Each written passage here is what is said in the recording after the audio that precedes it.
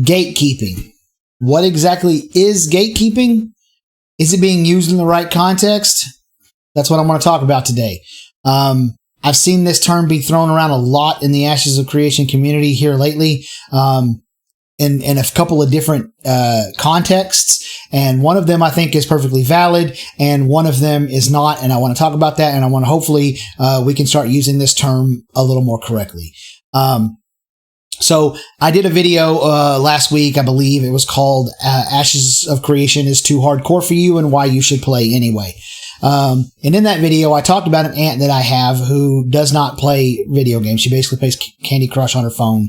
And she only knows about Ashes of Creation because she watches my channel because she wants to support me, which I'm eternally grateful for.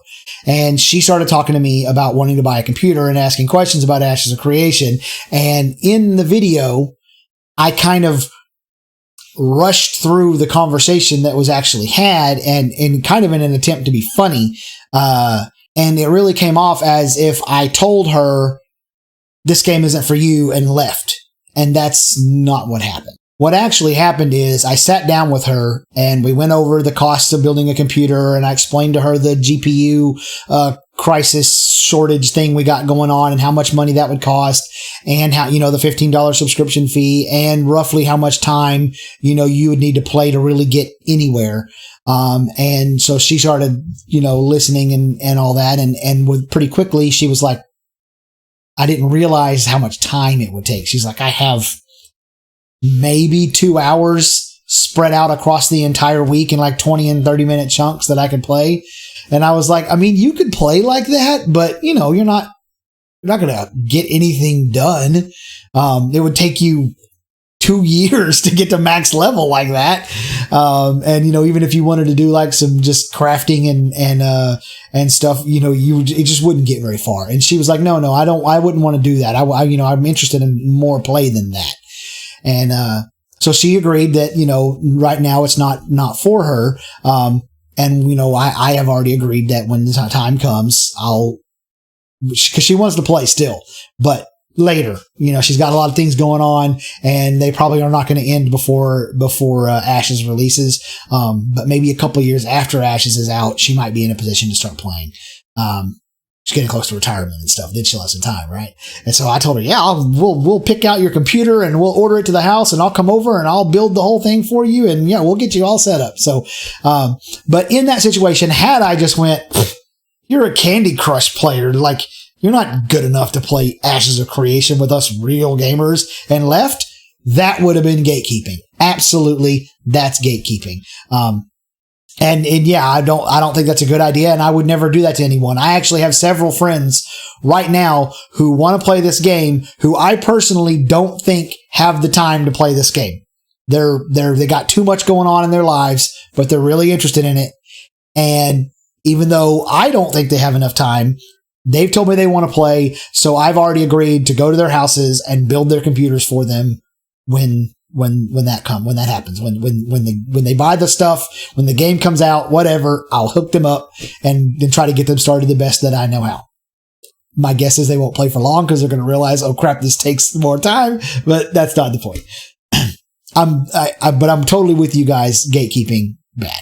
So what happened to actually make me want to have this conversation was I was on the podcast of Vera, which is a podcast that's hosted by this creator. His name is Hero Vision, Hiro Vision. And I'll put a link to his channel down in the description below. I did have a conversation with him before I made this video and told him that I was going to make it. And I told him I could leave his name out of it entirely if he wanted. And he said, no, dude, that's fine. Use my name. So keep in mind, Hero is an awesome creator. Love the dude to death. I think he's a good dude.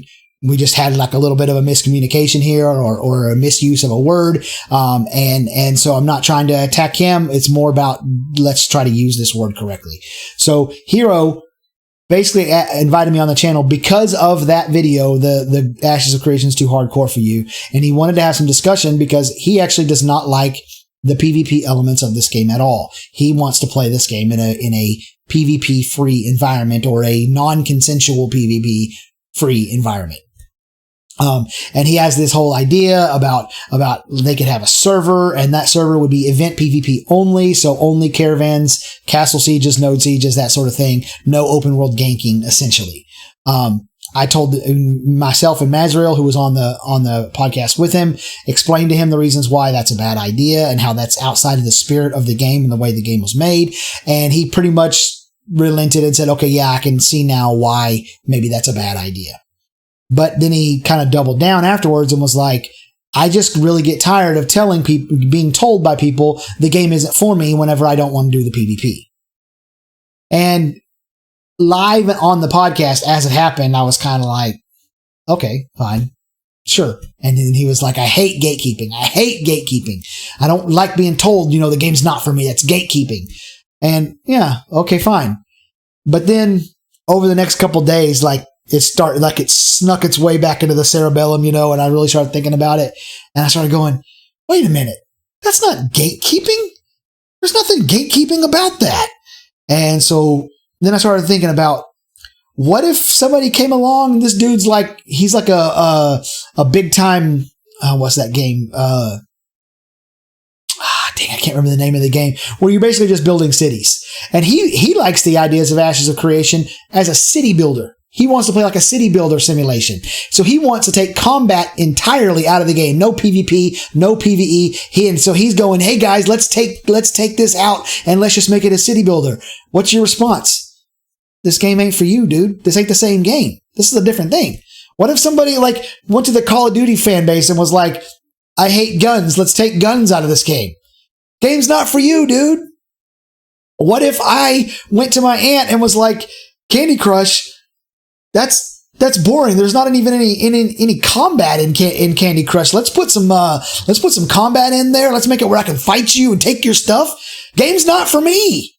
That's not gatekeeping. Telling somebody who wants to change the design of the game that the game isn't for them is not gatekeeping.